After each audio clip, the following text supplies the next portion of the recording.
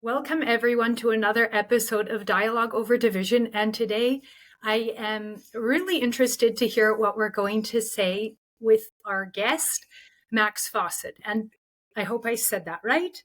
And to be completely honest, I don't know too much about Max, except for a few times he's commented about my ideology and things like that. So I'm very interested to hear what he has to say and hear perhaps who he thinks I am. So I hope we could get into that. But first, Max, I hope it's okay I call you Max. Feel free to call me Eva. I'd like to know more about you. Like, really, I know you're the lead columnist with Canada's National Observer. Very good. Okay, so tell me more about Max. You live in Calgary. I live in Calgary. I was born in Vancouver, born and raised in Vancouver and Toronto. Worked in Ottawa 1,000 years ago as a Hill staffer for a Liberal MP named Dennis Mills from Toronto. Sort of made my way through the back door into journalism.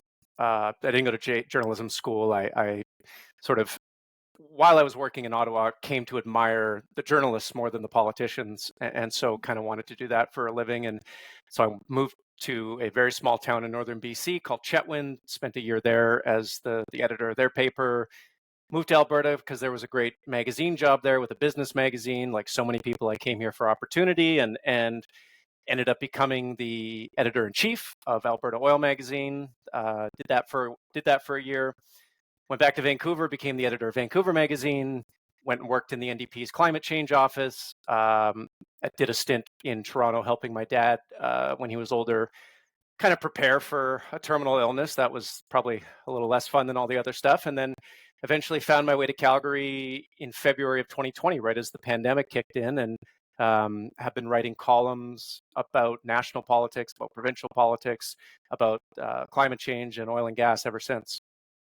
So I take notes sometimes just because things come up, but you mentioned your dad, and I just saw you pinned your tweet about your article about your dad. So your dad was also a writer. My dad was a writer. Yeah, he was a very, I don't say different writer than me, but our politics diverged a little bit. He was definitely a little further on the left of the spectrum than I was, but he raised me to love writing, to love sound pretentious, to love the truth, and raised me to be really good at and really keen on detecting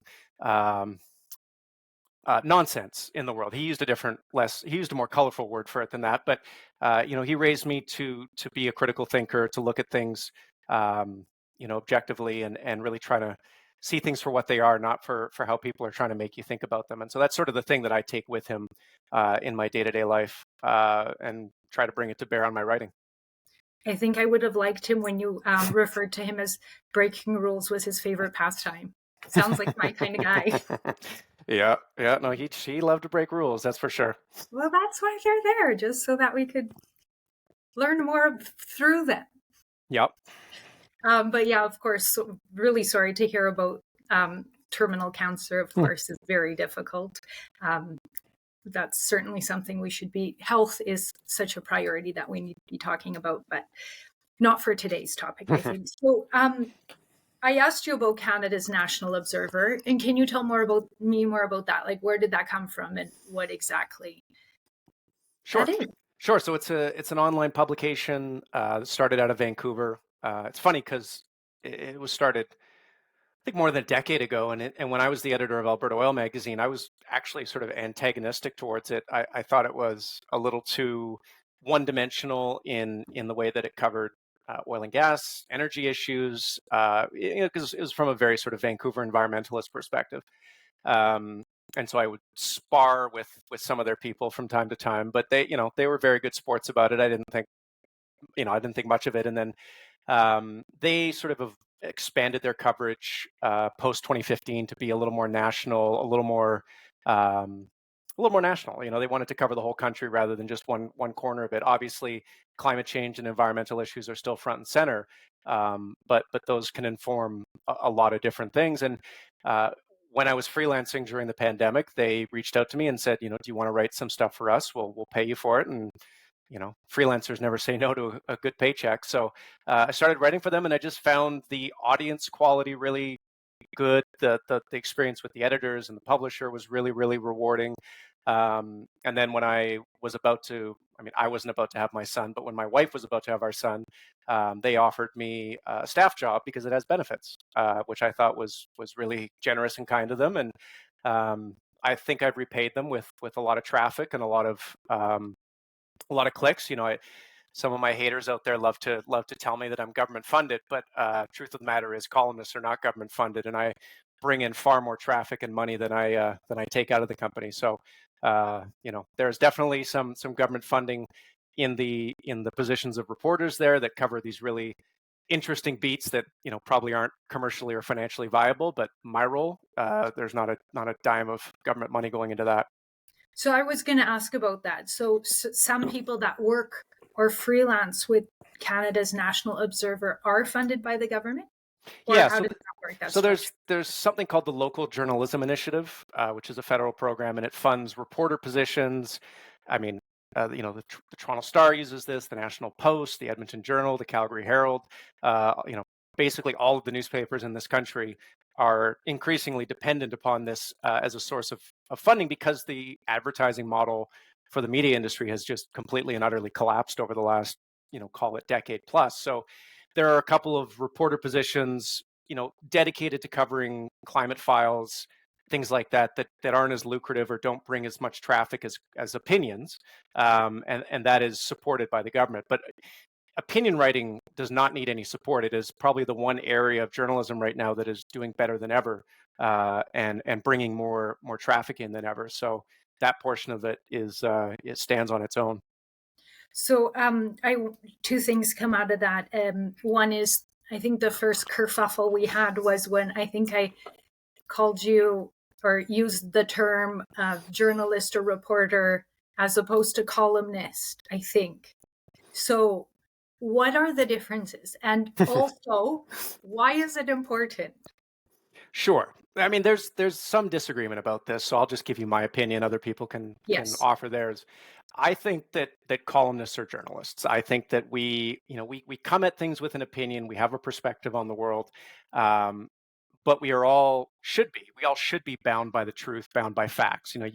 Two people can look at a situation and have completely different takes on it while still agreeing on the same basic set of facts. So I think columnists can and should be journalists. I think when you get into trouble is when they self-identify as entertainers, or they self-identify as performers. To me, that's a sign that someone is not actually dealing their cards off the top of the deck. A reporter is someone who literally reports on things. They go to council meetings, they investigate people's stories. They are not really supposed to have opinions.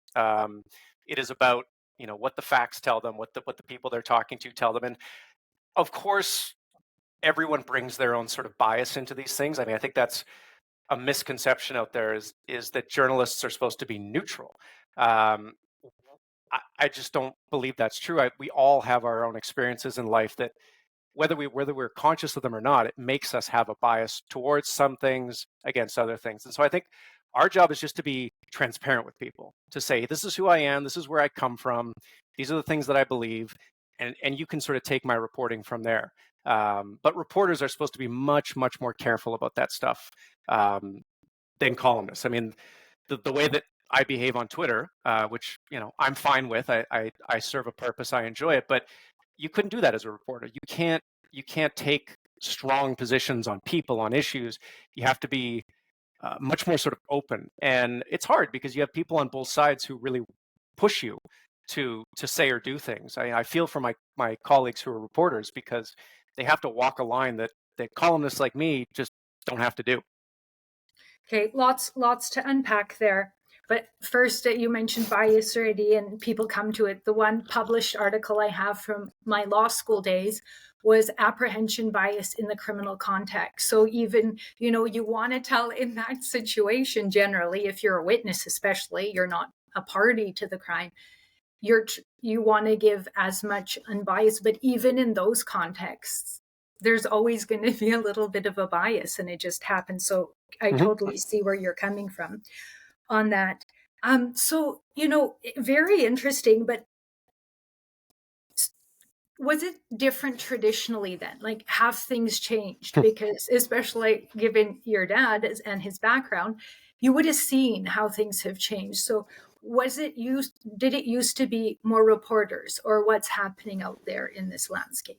There's definitely way more. There's way more in the way of opinion than there used to be because it's the thing that still works, right? It's the thing in the economic landscape that still makes sense. And so you're seeing more and more people push towards that. You're seeing more and more resources dedicated to that. But it's funny, I've had this conversation with lots of journalists, younger ones, older ones. And I think there's this sense that, like, in the good old days, people didn't have biases. Things were much, the journalism was much better. It was of a higher quality, and that's just not true. Yeah. Um, the journalism used to be much more sort of slanted, biased towards people's political views.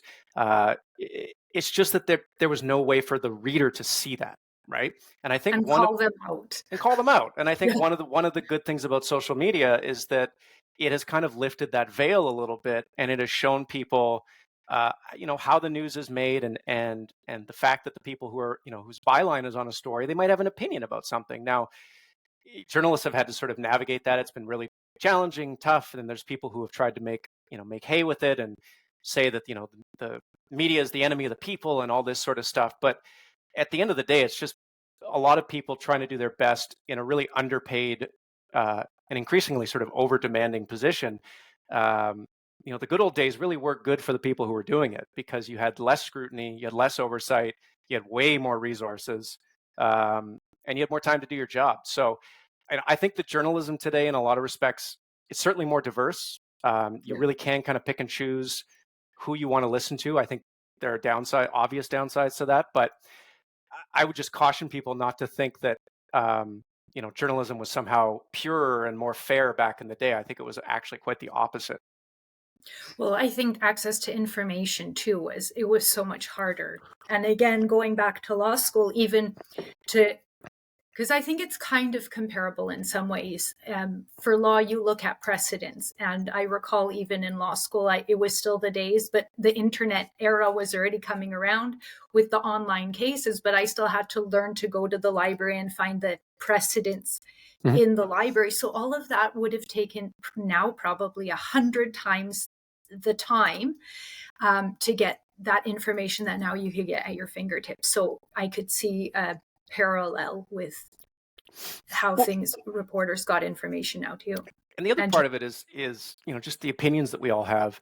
mm, Um, it used to be that it was just much slower to express them, right? Like if you had an opinion about something, you had to write it down. It had to go through, had to get published in a newspaper or a law journal, or you had to write a letter to someone. Like things were just slower. And I think that time allowed people to kind of chill out a little bit, um, and maybe take some of the heat out of things. Whereas now you can just pick your phone up and fire something off. And it's out there in the world, and then you have to kind of live with the consequences of it. So I think we're all a lot more thoughtful when we slow down, and we have these technologies now that are always encouraging us to speed up. do you regret anything you posted in the heat of the moment? Oh yeah. Oh, I mean, there was that tweet that I did like 5 years ago now. There was a minor news story about it because I was working for the government at the time, and I said something tell stupid. me about it. Yeah, I don't know anything Oh, about it. so I said some stupid thing to who I thought was just a random conservative on Twitter. It turns out it was like one of the high school students in a school shooting who was a conservative, and so I immediately deleted it. Immediately apologized to him, like within seconds. But the internet had already sort of seen that was valuable for it, and so it made me the main character of the day. And I got in all sorts of, people were sending me death threats and things like that. And like I totally regret doing that, and I'm kind of glad that I did, in the sense that it taught me to be more careful, to learn to. I mean, I have strong opinions, but I really do try to make sure that I'm not saying things that are just said for the clicks, or that I'm not clear about who I'm talking to. But I think nobody is their best self on social media. I don't care who you are. I don't care if you're on the far right or the far left. Like, we are not our best selves when we don't see the whites of the other person's eyes.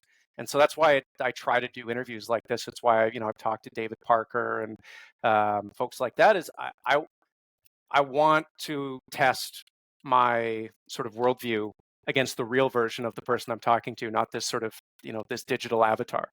Yeah. But why do you think that we are not this? Because I very much agree. Like, I was, to be honest, a little nervous. I didn't want you to start yelling at me. I wasn't interested in that. But on Twitter, it's like, oh, stop yelling at me, Max. Like, I'm really a nice person, I think, and let's just talk about it. But why do you think that we allow ourselves to just, and I very much try not to, like, I'll just yell in my house rather than posting it, because I think that's probably more appropriate. I'd have a rule is if I wouldn't say it to somebody to their face, I, like you said, to the whites of their eyes, I just won't post it. Why do you think that we take that liberty online?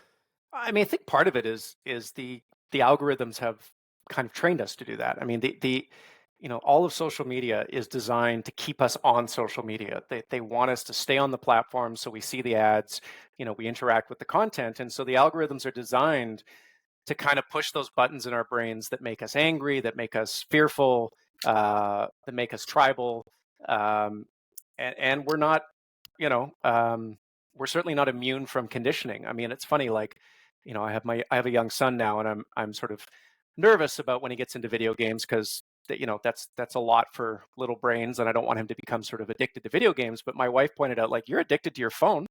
Like, it's exactly the same thing, and it's true. Like, these algorithms have kind of tethered us to their content and their way of seeing the world, and that I think we really have to all sort of try to step outside ourselves from time to time and realize what it's doing. Because at the end of the day, Twitter or Facebook or any of these algorithms, they're not here to make our lives better. They're here to keep us on those platforms, and sometimes it's not with good things. Yeah, I don't know if you saw that film documentary. It's hard to know what to call them because then I get that wrong.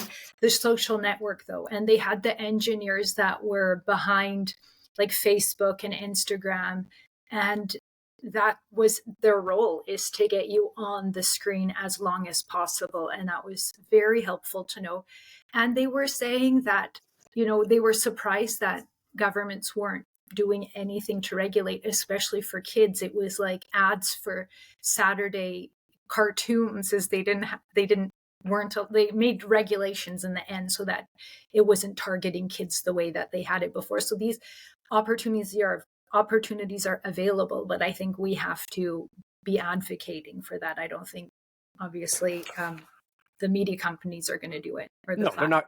They're not going to regulate themselves. Yeah. I think we're going to, especially with Instagram and the impact that that's having on kids and their like body issues and mental health. I think we're going to look back in 20 or 30 years, and it's going to look like we were giving kids cigarettes and letting them smoke them, right? It's going to be that same level of you did what. So I'm just hopeful that we get it sorted before my kid is in high school, because I think that's when the rubber really meets the road. Yeah, well, even before, actually, you see like toddlers in strollers sometimes with like an iPad in front of them. I'm like, they can just look at the sky and they're cool with it. So yeah, that's funny. And so I asked you about why you think that's happening, and you said for like right away algorithms. And I just thought that really caught me, because I guess, yeah, that makes sense. But going back to basically why you started, and you said it was for the truth. And I'm not saying you, but doesn't that show you the hugest disparity then? Like, we're going from, like, if anybody, yourself included, is trying to get the truth out, the thing driving everyone is going to be the algorithm rather than the truth. So that was just. Yeah, I mean, it's very problematic, because the algorithms do not optimize for harmony and people agreeing and getting to a common solution. They optimize for conflict, because conflict keeps you on the platform, right? And I think that there will be a reckoning at some point, where this impact, I mean, we're already starting to see it, I think, in the way that people interact in real life, but it is going to start to bleed into our real life interactions with people. You see more and more this talk of how, like, if someone's a liberal and the other person's a conservative, well, I just can't talk to them. Like, I have nothing in common with them. And it's nonsense, with very few exceptions. I mean, there's certainly some exceptions, but we agree on more today than I think we did 30 years ago, on a whole host of issues. It's just in the sort of finer grained details that we disagree, but we disagree so loudly and so aggressively, it feels like we have nothing in common. I always try to sort of remind people of this when I hear this talk. It's like, obviously I come from the progressive side of the window, but conservatives aren't bad people. They don't want to hurt other people. They just see they have the same goals as you do. They want prosperity, they want the best for their kids, they want the best for their community. They just see it differently, right? And the whole point of politics is to try to find that common ground. And it feels like we're sort of losing that in favor of just demonizing the other person, demonizing the other side. Oh, they're a socialist, oh, they're a fascist, when none of that is even remotely close to true. Yeah, well, and I have to agree with you about how you characterized it on social media. Like, you can't um, have so much context to a tweet or a post or a picture or something like that. And that's where sometimes I'm just like, I'm not even going to bother, because that's not who I am. That's not even what I was intending. And you just can't have that level of discussion. It's just so narrow and sometimes so very reactive, like you were saying, and aggressive. So I agree with you on that 100%. And okay, so this is where I've had the conversation with like Max Bernier for one, but to you, what is a conservative? What is What does what that is a mean? conservative today? When you've used the word already today, Mhm. conservatives and their views, you said they're not bad people, but so what's your description of a conservative when you use that term? I think broadly speaking, and I sort of approach it from being here in Alberta, but a conservative in 2024 is someone who obviously believes in smaller government, um, obviously believes in lower taxes. These are sort of foundational things, but has started to really kind of shift on institutions. It used to be that conservatives were the ones defending institutions, and progressives were the ones that were sort of criticizing them, trying to change them, trying to ensure that they were, overhauled, improved, what have you. Now it feels like conservatives are the ones who are uh, attacking and trying to change or marginalize institutions, whether that's the courts, whether that's journalism, whether that's medical experts, whatever it might be. And I think there's been this really interesting inversion, um, where conservatives are now kind of the skeptics, right? And it used to be that it was progressives, and we like these sort of inversions happen every so often in politics. There's famous examples in the United States where the Democrats used to be sort of the I won't say pro-slavery, but they were defenders of that architecture of the Confederate architecture, and then it flipped around in the '60s, and all of a sudden the Republicans were backing that sort of perspective, and so these inversions happen, and it feels like COVID kind of accelerated that a little bit, where conservatives now are kind of the ones who want to tear things down a little bit. And progressives are the ones who are saying, no, no, no, hold on. Like, we need these things. These institutions are good. Let's keep them. And I think, the part of the reason why Pierre Poilievre is doing as well as he has is because he understands that. He is trying to represent conservatism as it is in 2024, not as it was, a few years ago. And I think that sort of, I mean, obviously the Liberals collapsing, stepping on their feet all the time, making a lot of unnecessary mistakes is helping. And government's getting old. They always get weaker at the end. Harper's government lasted 10 years. We're coming up on 10 years here. So there's some natural sort of attrition here. But I think a part of Poilievre's success is he understands what it means to be conservative in a way that others maybe don't. Yeah, and I very much feel that the definition it is switching. So you started with smaller government. And so do you think that's a good thing or a bad thing? You said you're a progressive. I mean, broadly speaking, I believe that government is a force for good. I think you can certainly find examples where governments have overreached, where they have, they have made mistakes. But I think we take for granted so many of the things that governments do for us, in terms of maintaining sort of social architecture, maintaining physical infrastructure, managing complex systems. We saw this during the pandemic. I mean, we would have seen much broader social and economic collapse if it wasn't for the government's ability to get money in our hands really, really quickly. It saved a lot of businesses. It saved a lot of households. And there are things that it can do that the private sector can't do. Where I think the conversation needs to go is, what are the things that government does well, and can we get it to do more of those things and fewer of the things it doesn't do well? I think there are things that the private sector and the market does way better than government. But there are also things that the private sector does way worse than government. And we should keep them in their sort of respective spheres, have them do the things they're best at, and not sort of get out over their skis. I don't think just sort of saying less government is invariably better or more government is invariably better is a particularly thoughtful position. Yeah, you said it, so I just went with it. And I think we would quite a bit disagree on the government's handling of COVID, but I don't really want to get into that. We can if we have time. Sure. But I would rather get into what you were saying is, let's look at where the government has done good things and how we can improve, because maybe that's where the message is getting lost, is because, at least for myself, obviously there's some benefit, but I'm all about, let's try to make things better, particularly when we're spending the amount that we are for these services. That's where I just can't comprehend how we're not, holding the government to account more or demanding some more accountability. Like, we pay a lot in taxes. And so let's start with that. What is the government, in your opinion, Max, doing? 2 thumbs up. Right now, with the federal government, I'm not sure I could give it 2 thumbs up on anything. Okay, we're in agreement. 1.5 thumbs up. I continue to believe that carbon pricing is the best way to deal with climate change. I think they have implemented some structures that will, over the course of time, look really, really smart and really, really prescient in terms of the way that they've dealt with it. I think carving out the exemption on home heating oil last summer was silly and kind of cut their own legs out underneath them. But the way they've taken on the climate file, I think, has been really smart and really, really good. The child poverty levels in this country have come way, way down. We have the lowest levels of child poverty in Canadian history. It's a remarkable success story that I don't think people talk about nearly often enough.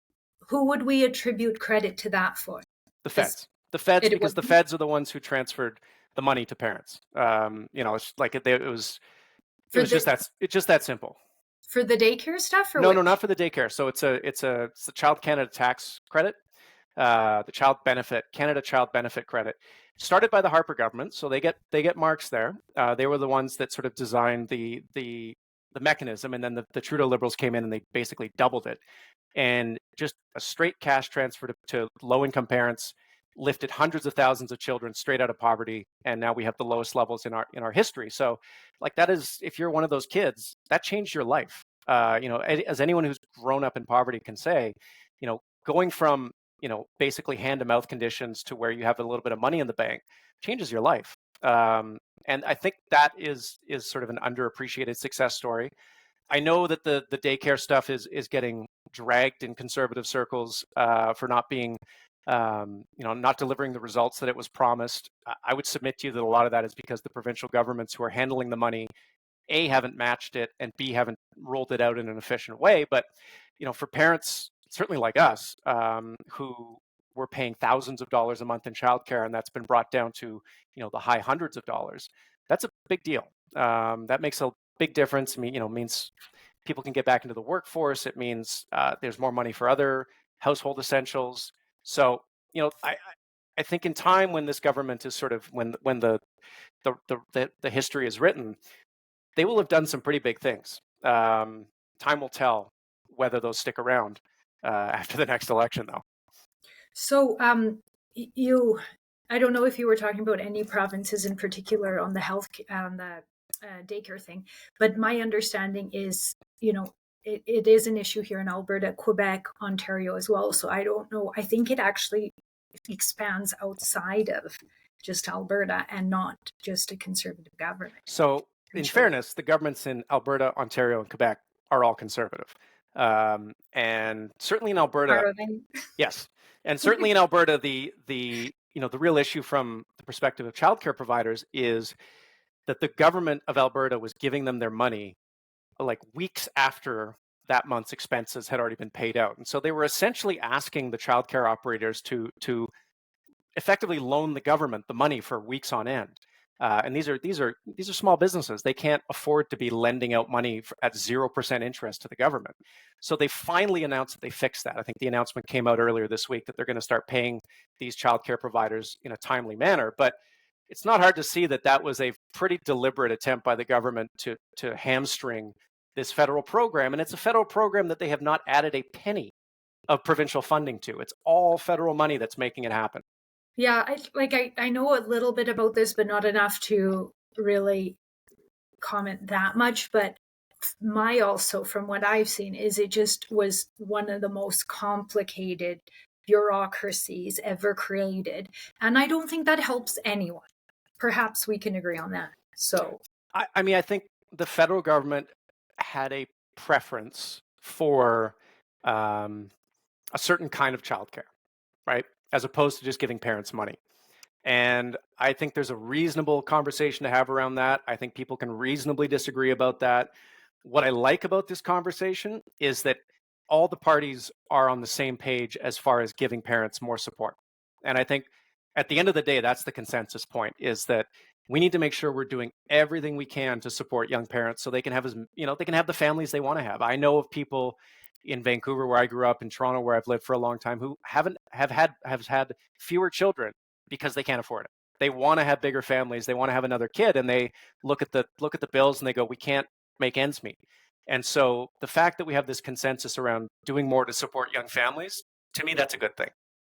Okay, so this is the chicken and the egg for me, though, is we're also paying like 50% in some cases to the government, who then turns around to give us a portion of that. So your argument and your concern, the friend's concern in Vancouver, and I just had a conversation with a more financial guy, and he talked about we talked about this. Basically, this is a rebate too, and the amount to administer the program, the bureaucracy behind that, why is that the solution that we're striving for? Can't we look at the first part of it, is how much that's first going to the government to enact these things, whether that's reasonable for the money we're getting on the return? I mean, in the sense of, should we be doing an analysis of taxes we pay versus what we get from the government in return? Well, in general, but for specific programs, because you said my friends in Vancouver cannot afford to have kids, or they're concerned about it because that's where we're at in the state. But part of the problem is because half of their paycheck off the top is going to the federal government. So why don't we talk about that one more? Well, let's be fair. Half their paycheck isn't going there. I mean, people's marginal tax rates might exceed 50%, but their overall blended rate is going to be somewhere in the 30s. I think just before you continue, compared to other countries, we are taxed at a pretty high rate, though, like other Western countries. It's interesting because consistently, when they do the best places to live in the world, the countries that come out at the top are the Scandinavian countries. They pay way more taxes than we do, but they get more programs in return. So I would encourage everyone. It's interesting. In Alberta, we talk a lot about Norway, and we want to be like Norway, save our oil and gas revenues like Norway. Norway has a 25% sales tax. That's why it's able to save its oil and gas revenues. So I think we need to, let's try to look at the big picture on this stuff. But the reason why my friend in Vancouver Toronto can't afford to have more kids is because the housing is so expensive. I mean, it's not their taxes. Their taxes, in some cases, have gone down since 2015. It's the issue is that the cost of housing is just astronomical. So inflation, which is a federal No, issue, is so it's not inflation. I mean, housing has been expensive in those cities long before the pandemic came along. I mean, Vancouver was the most expensive city on earth in 2015 when Stephen Harper was still prime minister. So this is not a particularly new issue. And as to inflation, we have inflation in Britain, we have inflation in Germany, we have inflation in the United States. It's not the carbon tax, it's not the federal government. We can talk about what it is, but I think it's important to identify the problems for what they are, and not try to find these sorts of easy sort of political scapegoats that if we just get rid of government X, our problems will go away.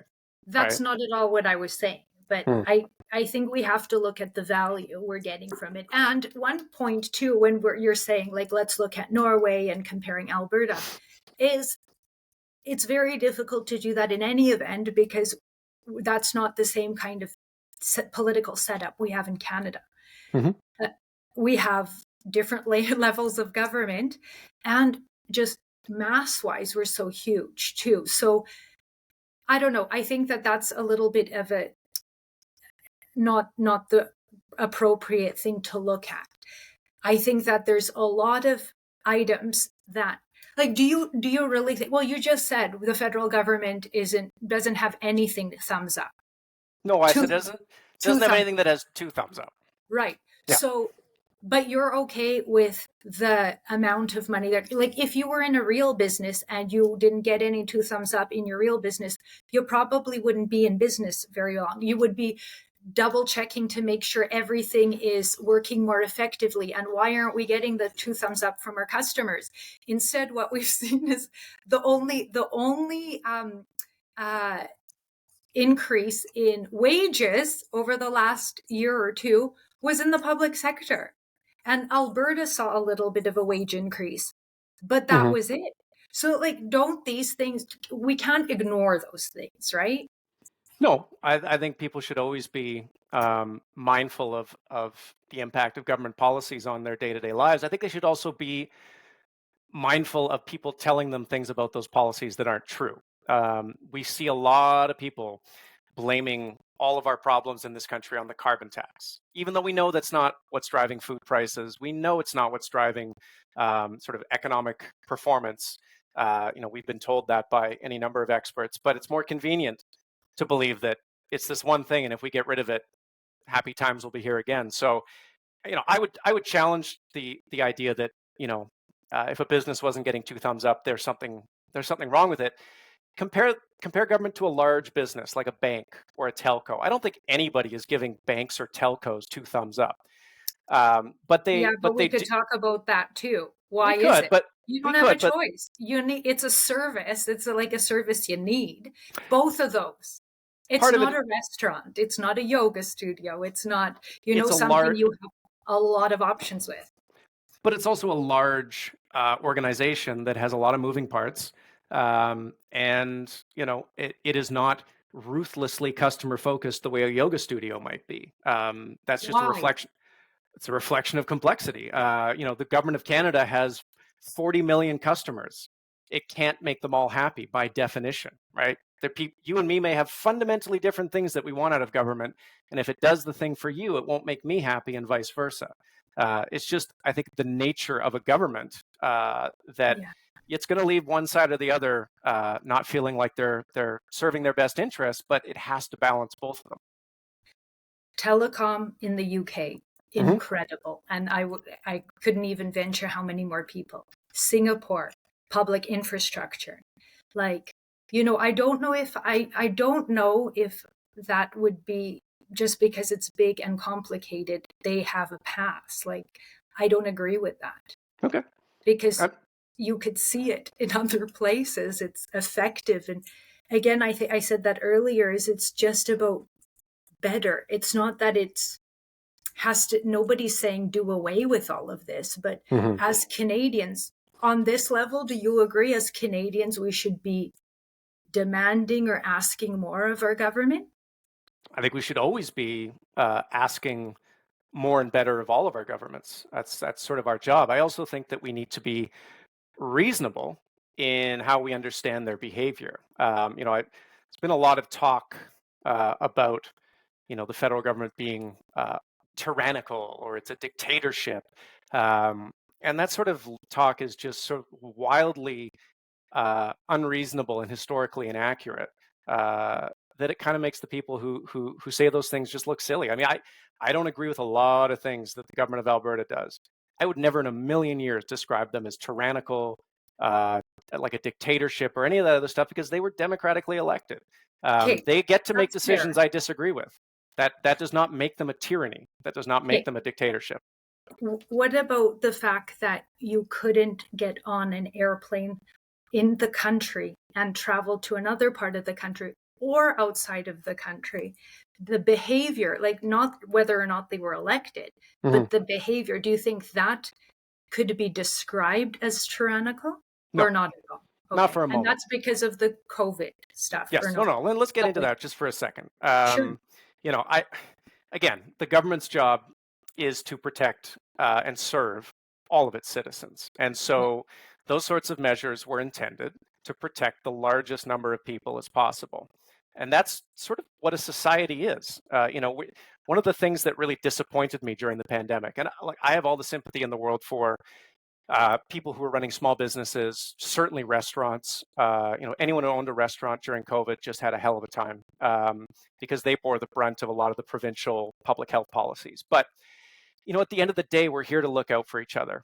We're here to ensure that as a community we prosper, not just me as an individual citizen. And so my desire to go to the gym or my desire to do something is not more important than the collective self-interest and the collective best interest. And I think that was lost on a lot of people during COVID. They got really stuck in their own heads, and they got really stuck on how it was impacting their preferences and their freedoms rather than thinking about how it protected and affected everyone. And so as to the planes, my right to get on there without a vaccine or without a mask is not more important than the person at the back of the plane who might get sick and die because of me. It just isn't. And as to the borders, we don't control whether the United States lets us in or not. That's their call. And they were the ones making the call on all those border decisions. We could control who came into Canada. We could make the rules there. We couldn't make the rules for them. And Yeah, so it was blame, actually getting on a plane to leave sure, Canada. So sure, it wasn't the US or anything. That because we have relationships with our trading partners and our security partners. They don't want to have to deal with that when the plane lands in their country because that becomes their problem. And so we negotiate those things ahead of time. right. So that's where I like, if Canada didn't want to deal with unvaccinated people, why keep them in the country? Like that didn't really make sense. And you said started with largest amount of people. So Mm-hmm. I think at least 3 years or 4 years now, into 4 years, Mm-hmm. basically, Wild. largest amount of people. So who was the largest amount of people that we were protecting? Like you and I? Or like, is that your understanding and belief that that's who the government was protecting? Mm-hmm. It was protecting, the entirety of the population from a pandemic whose impacts. I mean, I think we have this sort of collective hindsight bias here, where we assume that decision makers in I'm shaking 2020. my head if you're What? listening. If I was just shaking my head, Okay. that's not my collective bias, but go ahead. Okay. Well, I think anyone who is sort of judging decisions made in 2020 with the knowledge we have in 2024 is kind of giving you a textbook demonstration of the hindsight bias. We need to remember that what we knew in the moment was not what we know now. And so I think if you gave policymakers a redo, knowing what they know now, they wouldn't have done school closures. They wouldn't have done some of the public health interventions around restrictions. They would have been much harder on social distancing, on vaccines, and on air quality in terms of getting good air purifiers into schools and hospitals and public buildings and really making sure that air keeps moving. But in the moment, we only had the information that we had.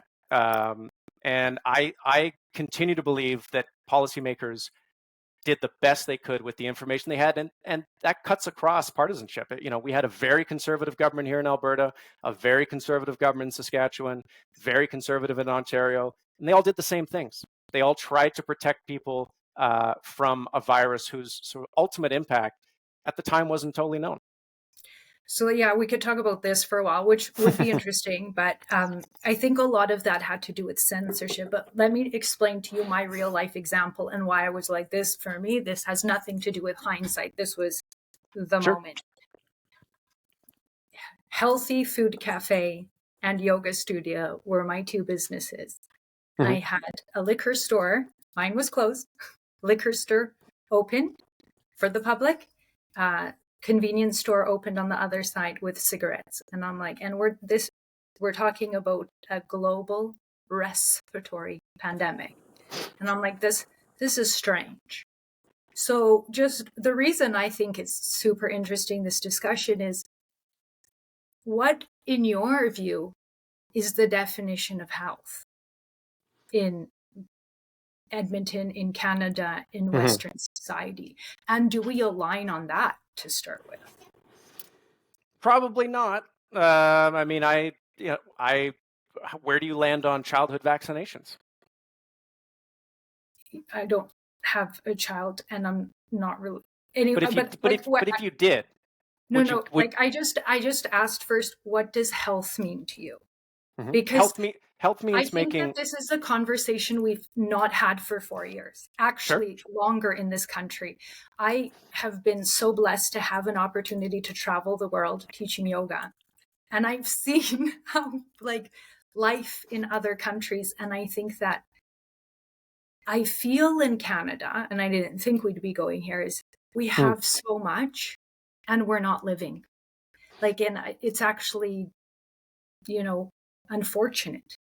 We started with the disagreements and all this stuff, but are people even happy? Are people even living? And again, I didn't mean to go here, but I think this underlies everything. I'm curious, in what way are we not living? The moment that you said the largest amount of people have to be taken care of. Mm-hmm. You can die in any moment, Max. Cars, dangerous. I was hit by a car when I was 12 years old. I know all about it. We're not going to lock ourselves in our houses, and we can't take away we live very unhealthy lives in North America. It's not good. We don't even talk about it. And in fact, it's the opposite. If you say something about health and wellness or nutrition, if it's not pharmaceuticals, which is where you went, shame, disparage, censor. Let's talk about apples. Let's talk about walking. Why is that censored? Why don't we talk about this? Go anywhere else in the world and people are walking. They're smiling. They're talking to one another. Look at the produce in one country versus Canada.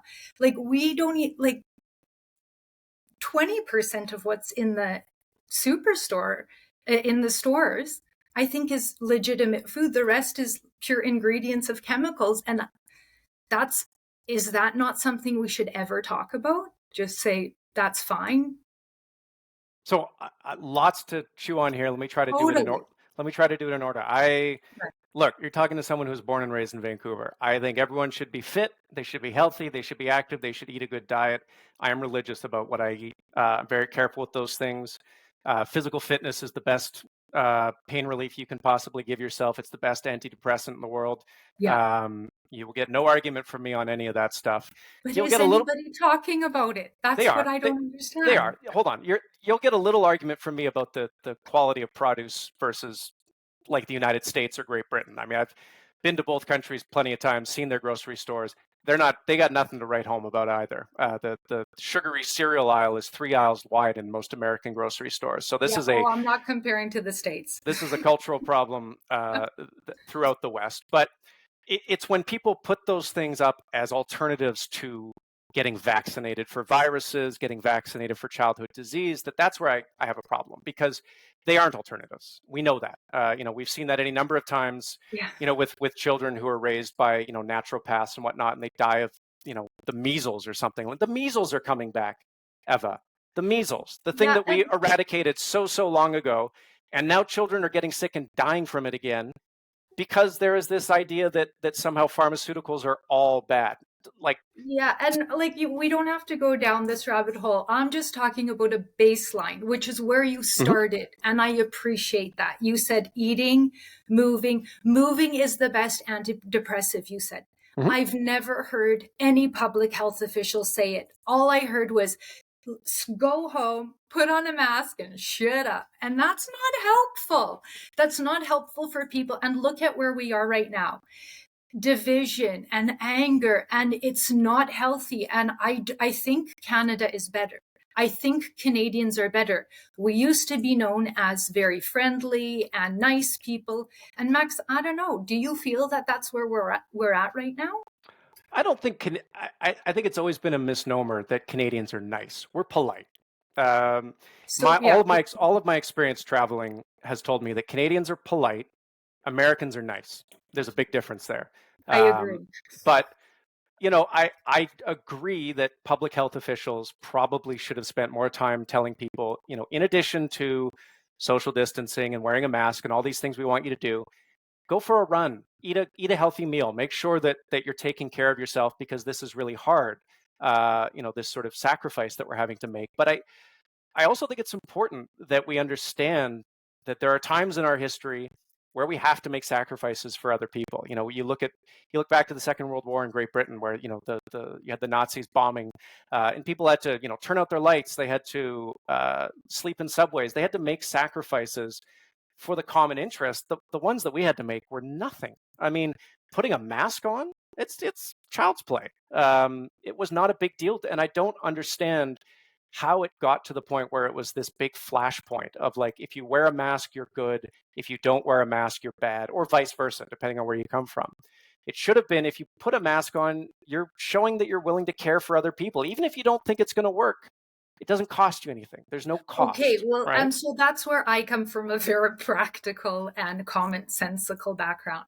For me, when you said even if it doesn't work, that's not, I don't play that kind of game or role. So that's where you lost me. I wouldn't be fine with it if it was effective, if we had, that information. But if it's not, why would you suggest that that's the thing that we should be doing? Because it's a social cue to other people that you're part of the collective effort, that you're on the team, right? You're willing to help. It doesn't make your health worse, with a small number of exceptions. For regular healthy people who aren't deaf, who don't have breathing issues, wearing a mask is not a hardship. And the evidence suggests that if people wear their masks correctly, they work. The problem was most people didn't wear their masks correctly, whether because they weren't told how to do it or because they simply refused to do it properly. The issue wasn't the science behind masking. The issue was the buy-in from the public and their ability to do the thing properly. But even at that level, just seeing a bunch of people on the same team, on team, F this pandemic, that made me feel good. It filled my heart a little bit to see everyone kind of pushing in the same direction. And it sucked when people stopped doing it. Okay, so again, I'm going back to the basics here. So team F this pandemic helps if it's a team that's going to go for a walk and have an apple and stretch. So that wasn't the end all and be all. And that's, again, if it doesn't work. And then I'll throw another point to it, if it's actually harmful. So, well, you could say no, but there's also differing, and again, if, at least it's if. So what you've suggested and you're postulating is forget about all of those ifs and just put on the mask because you're a team player. And I don't think that's a fair request to make because of the ifs. And the starting point is the health to begin with, because that's not what was going to save people's lives if they were already unhealthy to begin with. I think it's a lot easier for someone to put on a mask when they go to the grocery store than it is to change their entire nutritional and physical well-being. Is I think it's a it? much Or smaller people not lift. paying attention to it? Well, but there's a lot of Maybe if people who we aren't paying. incentivize that, like we did the other things, but we didn't incentivize it. We also don't shame people. Again, quite the opposite. And I'm not suggesting we shame people, but we're not even allowed to say anything. Doctors don't even say anything to patients that are unhealthy because for able-bodying whatever the thing is. So this is my disconnect, Max, and I think actually we're like once we talk about this a little bit more, there's more to unpack. It's not as clear cut, I think. I think that public health should be more encompassing than just take this vaccine and wear this mask, but in a pandemic, in that moment of crisis, in the moment where, and again, public health officials did not have the information they have now. They did not know the virus was going to mutate the way it mutated. It could have mutated in a lot of worse and gnarlier directions. They had to go with the solutions that delivered the most near-term impact. So saying to people, go for a run, eat more fruits and vegetables, that's not going to change the level of COVID mortality over the next 3 to 6 months. That's a long-term thing, and I'm all in on that long-term thing. But in the near term, they had to put the fire out, and that's what the them pushing for vaccines and for people to wear masks in public. That was fire elimination technique stuff. Well, I think we're going to agree to disagree on that because, like I said right from the start, I was like something's strange here. But I don't want to continue down this forever because we probably could. I do a few minutes with my few Twitter subscribers, so if you don't mind. But before we go there, I did want to ask you maybe the biggest question. Okay. And you kind of alluded to it earlier. You said that your role at Canada's National Observer is not paid by the government, but some people are. So do you think when government pays the media and or reporters or journalists or any of the names, does that affect them, do you think, in their reporting? Are they biased towards the person that is paying the money? No. And as evidence of that, I would simply point people to the National Post. It is I believe, the largest recipient, or certainly one of the largest recipients among the print media in terms of federal subsidies. And it feels like every single column they write is critical of this government.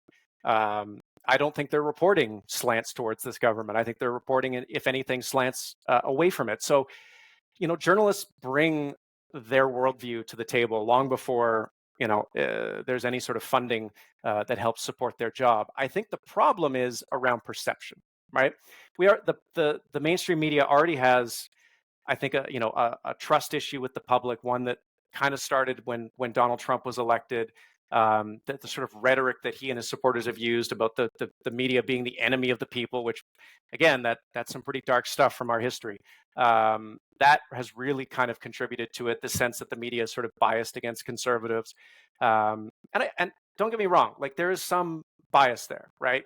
Journalists tend to be from liberal backgrounds. They go to liberal institutions. Like I think it's important that journalists own that and acknowledge that and correct for it. But as to the idea that because there's a federal program, automatically journalists are going to be biased, it's just not how we work. It's not how we're wired. We're disagreeable people. We don't like being told what to do. It is in our nature. And the idea that we would allow our coverage to be shaped by some sort of relationship with a sitting government. Number one, that government can go at any moment. So that would be a silly thing for us to do. But number two, it's just not how journalists are wired. Doesn't matter sort of where they come from. So when you see journalists asking the Prime Minister questions versus Pierre Poilievre, you think that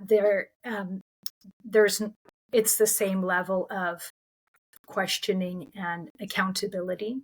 I think that Pierre Poilievre has made a very deliberate choice to make the media into his enemy, and I think he shouldn't be surprised when the media responds accordingly. They do not take kindly to being portrayed as an active participant in politics, which is what he's been doing all along.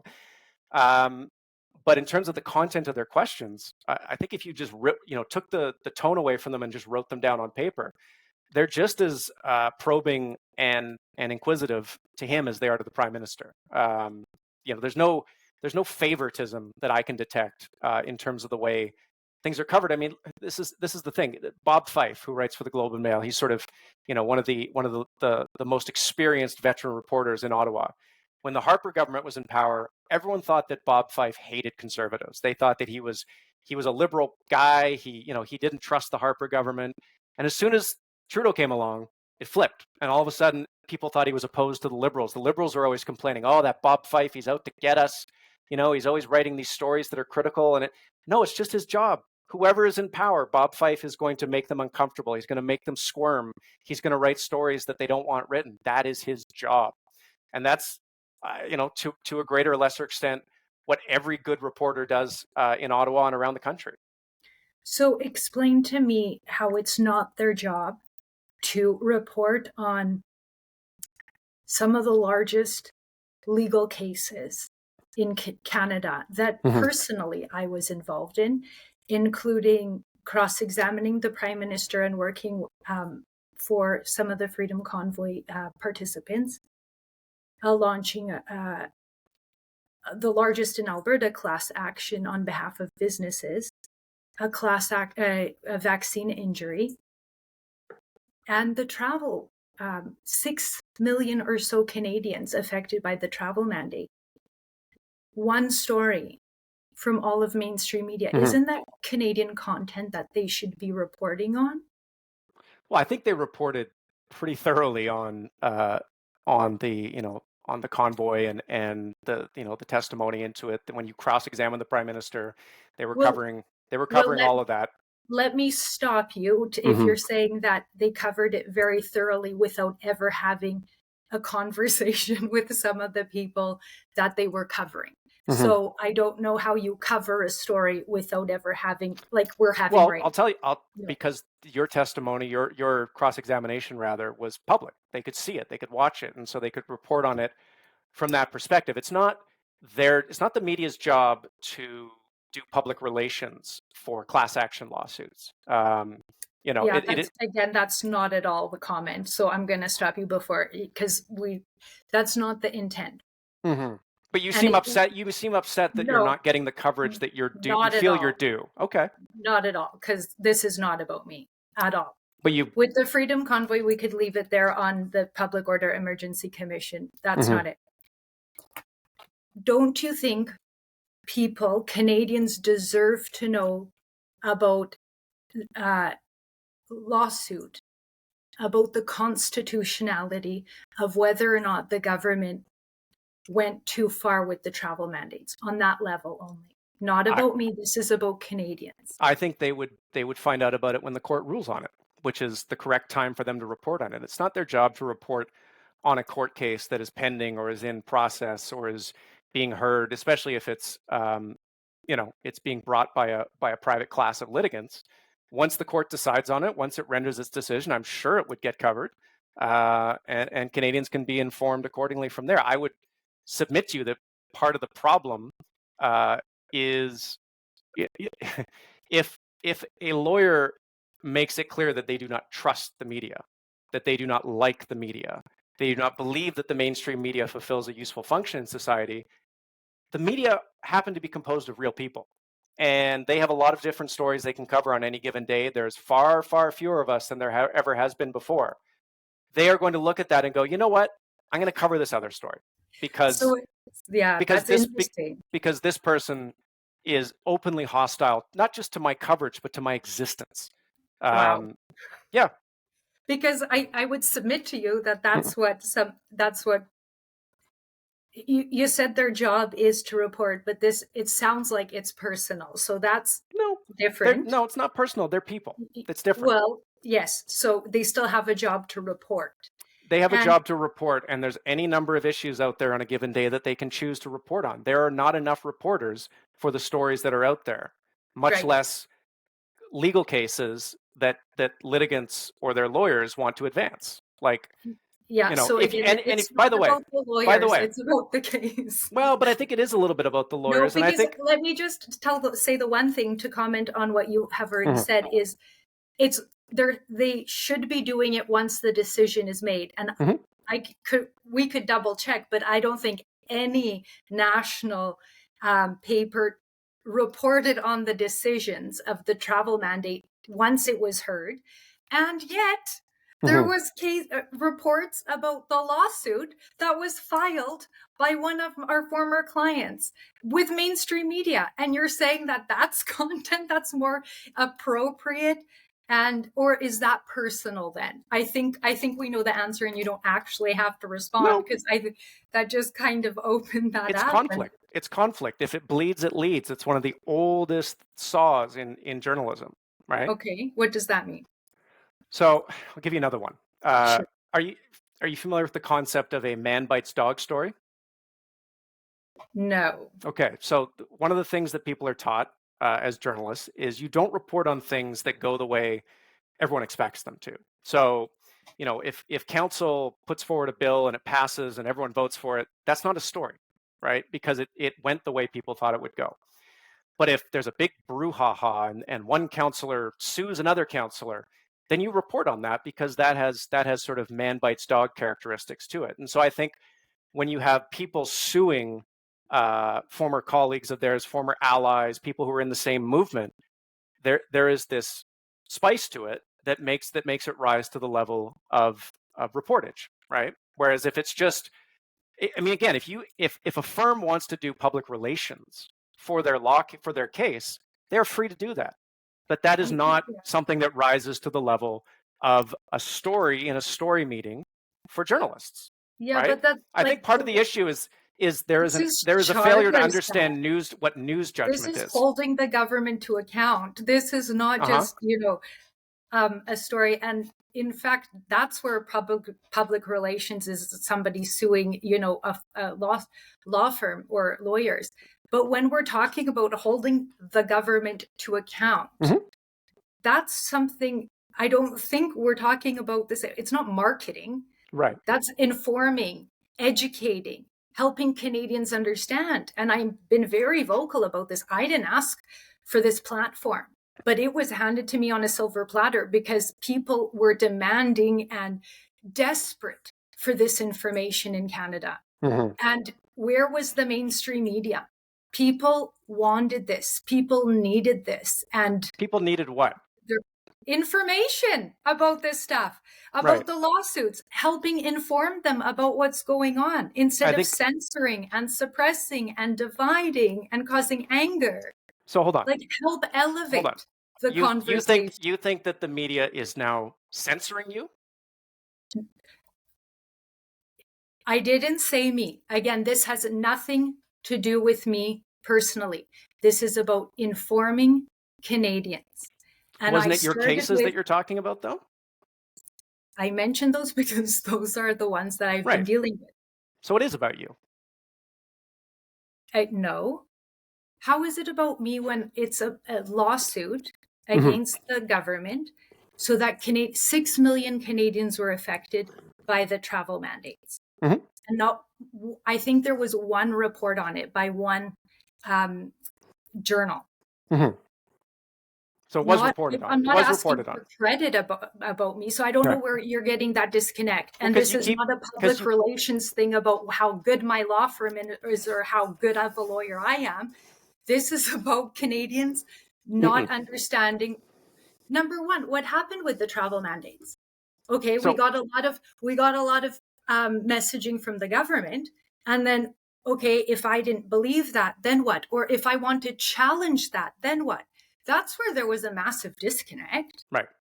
So let me sort of try to explain my position here a little bit. Sure. You keep bringing up your own cases, so I do think on some level. We could talk about another one, but those are the ones I'm familiar with. Like, go ahead, talk about another one. Sure. So the travel ban case, I will tell you why it didn't get coverage. Sure. Because it's in the past. It is not something that Canadians want to think about right now. Canadians are not dying to think about what it was like in 2020, least of all readers. And so if you're one of the 3 remaining journalists in Canada who cover the courts, and I think this is important for people who listen to your podcast to understand. It's not like there's dozens of journalists out there who are looking at your court cases and going, nah, I'm going to cover the local hockey game for the 12-year-old kids. Like, there is a tiny number of reporters who are on the legal beat to this day. It is a tiny number. And they might have looked at that case and said, okay, that's interesting, but that's something that happened 2 years ago that's in the past. And there's this other story that I could cover about a case and a thing that is happening in the very moment we're in right now. I'm going to cover that. And that's not malice. That's not them trying to censor you or cover up the pandemic or any of the other stuff. It is simple news judgment. What are our readers going to want to read most? Well, I would put to you that readers are very interested in this. And this is not, I think this is where the media was created. It was meant to, shine a spotlight on government actions. And if you're speaking for the media right now and saying that that's 2 years ago, we don't need to hold the government to account, I think this is where the disconnect is with people more than anything else that I think that we've talked about today. I'm giving you my view of what the likely reason for it was. So do you think it's important for the mainstream media to hold the government to account? Of course. Of course. But I think it's also important for folks out there who are clamoring for, the media to do better, to understand how few reporters there are left in this country who cover these things on a regular basis. It is not even like it was 5 years ago. It is certainly not like it was 10 years ago. And that is not a reflection of like how they covered the pandemic. That is a reflection of the economics of the industry. It's the same in the United States. It's the same in Great Britain. It's the same in France. Everywhere, the media has been under attack because social media companies have come along and basically eaten their entire advertising market. So there's just not a lot of people left to work these beats, and they have to make choices. Yeah. Well, I think if they want to find success, I think that there's an opportunity there, should they be willing or interested in taking it.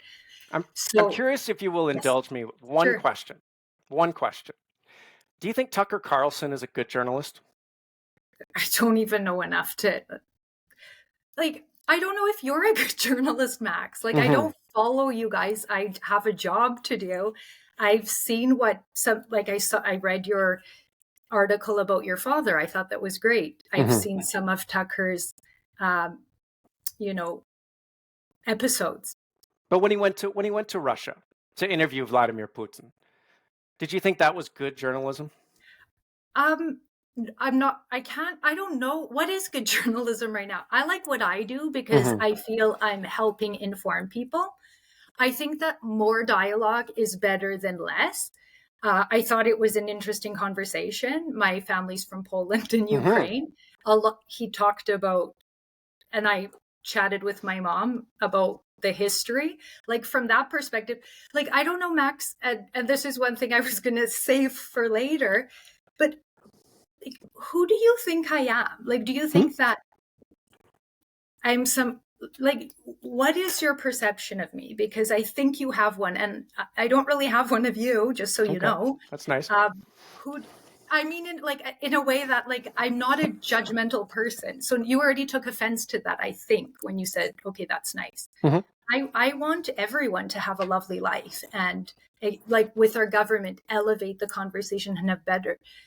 But who do you think I am, given how before this conversation, or did the conversation change your perception of me? I don't know who you are because we've never met in person. But I know the person that your feed advertises you to be.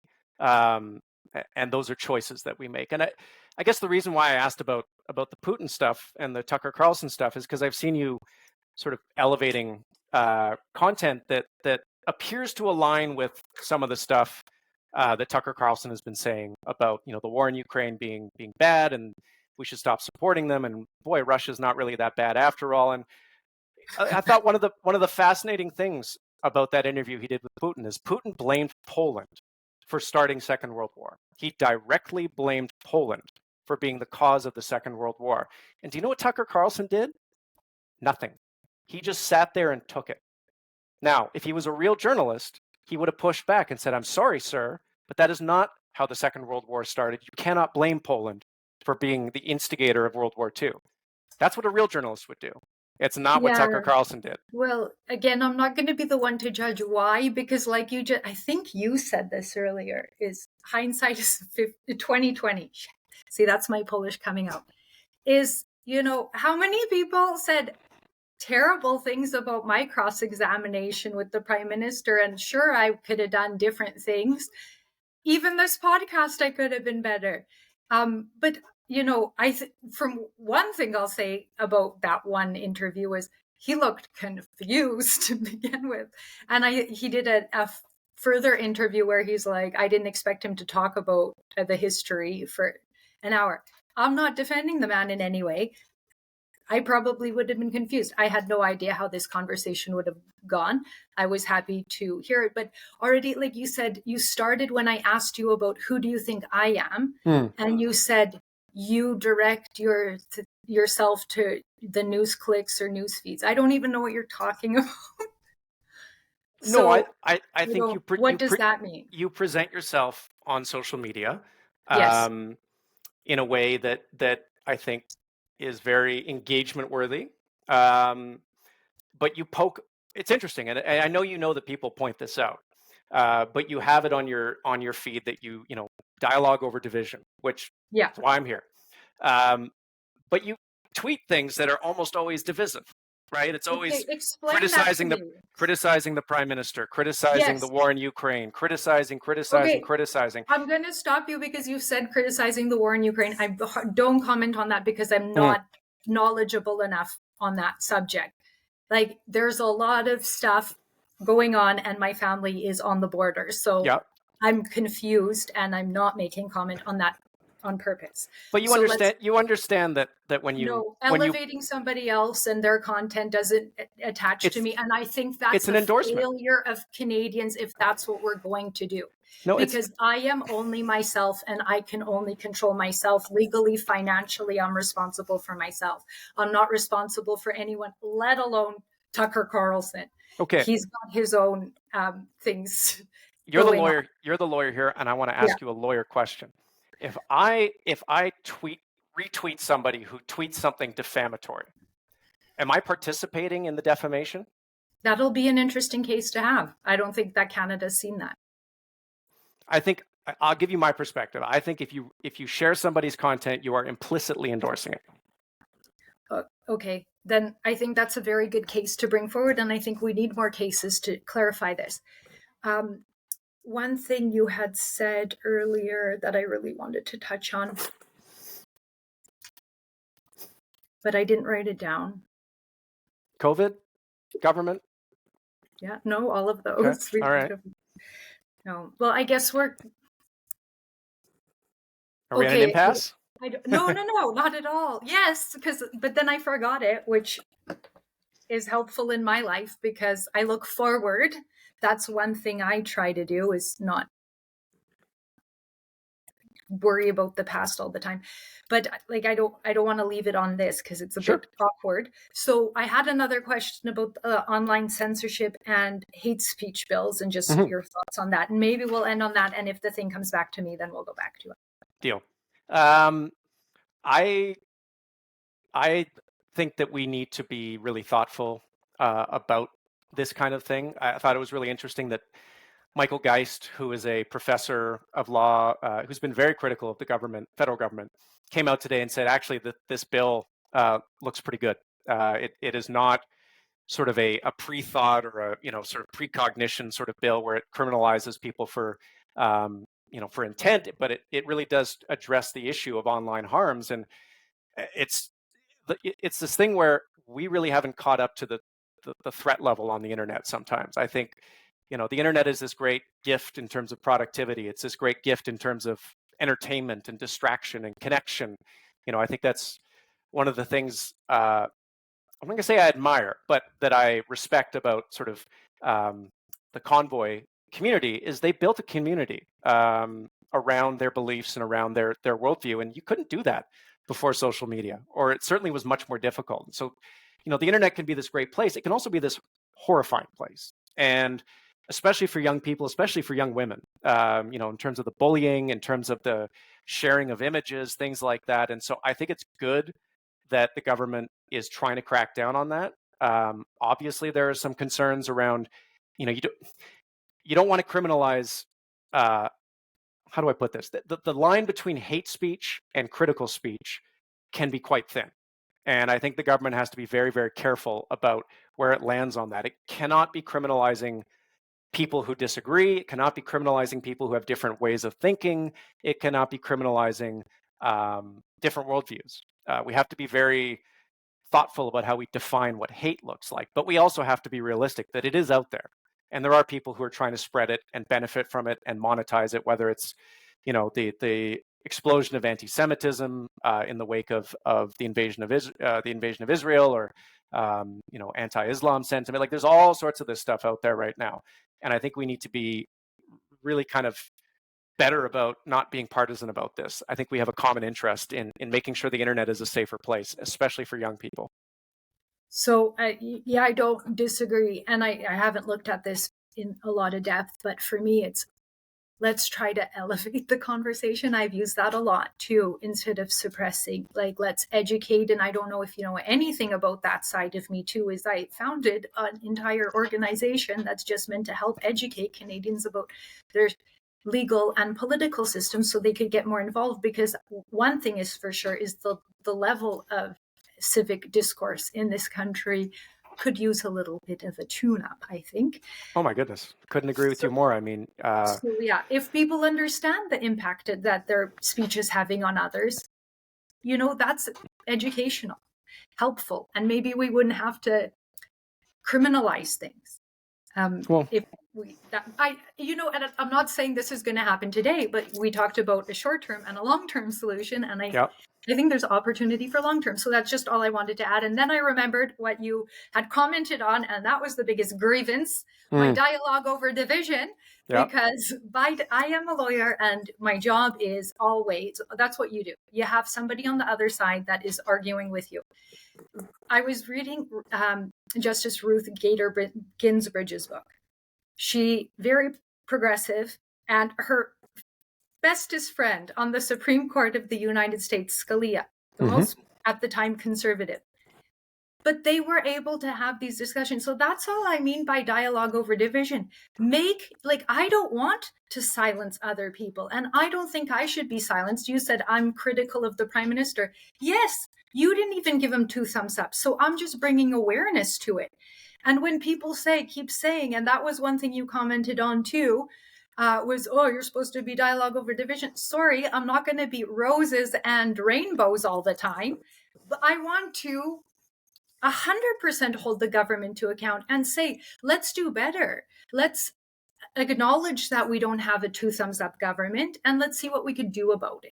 And yeah, sometimes it's cold, it's not pretty, but we can't just keep hiding behind this, because it's not helping anyone. We have roads that are broken on a municipal level. Healthcare isn't working very well provincially.